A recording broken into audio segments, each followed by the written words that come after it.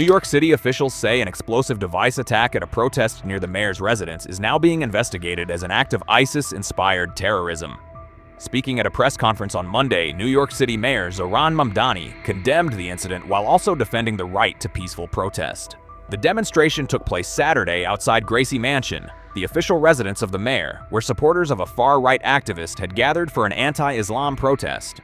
Good morning. On Saturday, a protest was held outside Gracie Mansion, where I live with my wife, Rama. Neither of us were home at the time. This was a vile protest rooted in white supremacy entitled Stop the Islamic Takeover of New York City. I'm the first Muslim mayor of our city. Anti-Muslim bigotry is nothing new to me, nor is it anything new for the 1 million or so Muslim New Yorkers who know this city as our home. While I found this protest appalling, I will not waver in my belief that it should be allowed to happen. Ours is a free society where the right to peaceful protest is sacred. It does not belong only to those we agree with. It belongs to everyone. I will defend that right every day that I am mayor, even when those protesting say things that I abhor. Mamdani said the protest itself was rooted in what he described as anti-Muslim bigotry, but emphasized that freedom of expression remains a core principle of the city. However, the situation escalated when two men allegedly threw explosive devices toward the crowd. According to officials, the suspects, identified as Emir Balat and Ibrahim Kayumi, had traveled from Pennsylvania and are suspected of attempting to carry out a violent attack. New York Police Commissioner Jessica Tisch said preliminary analysis by the NYPD bomb squad and FBI technicians determined that the devices were not smoke bombs or hoaxes, but functioning improvised explosive devices, capable of causing serious injury or death. First, I will tell you that we are not at liberty to discuss many aspects of the ongoing investigation at this time due to the pending prosecution.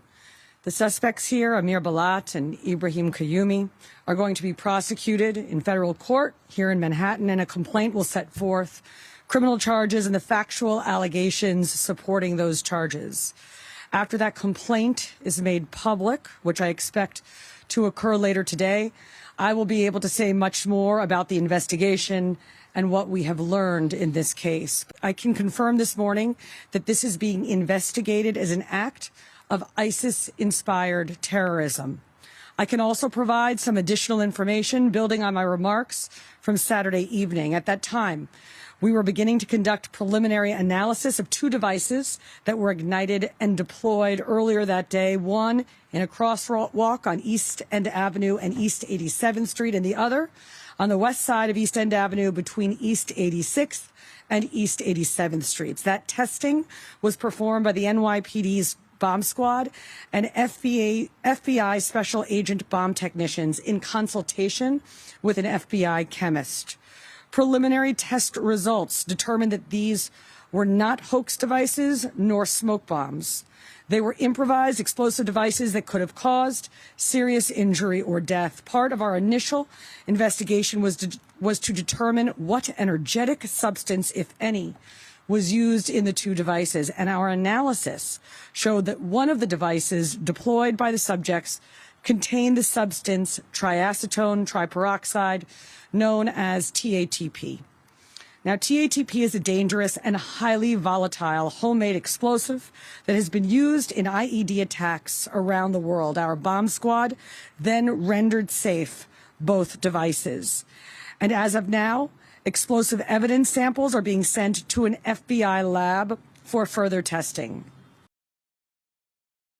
When those devices were ignited in the middle of a crowded protest, officers did not step back, they stepped forward. With me today are two of those officers, Assistant Chief Aaron Edwards and Sergeant Louis Navarro, who ran toward a lit IED without hesitation and without regard for their own safety, acting as police officers do, on instinct and training to protect people they did not know and would likely never meet. Our investigation also led our detectives to a vehicle that was tied to the suspects. And yesterday afternoon, patrol officers found that car, a black 2010 Honda with New Jersey plates on East End Avenue between East 81st Street and East 82nd Street. Using a robot, the NYPD's bomb squad was able to find another possible suspicious device and materials inside the car consistent with the first two explosive devices, and the area was immediately frozen and cleared. Now, we have been in a heightened state of alert in New York City since the start of hostilities in Iran, and we remain in that posture today. We will continue to deploy additional counterterrorism resources throughout New York City, including heavy weapons teams, K-9 units, aviation, and more.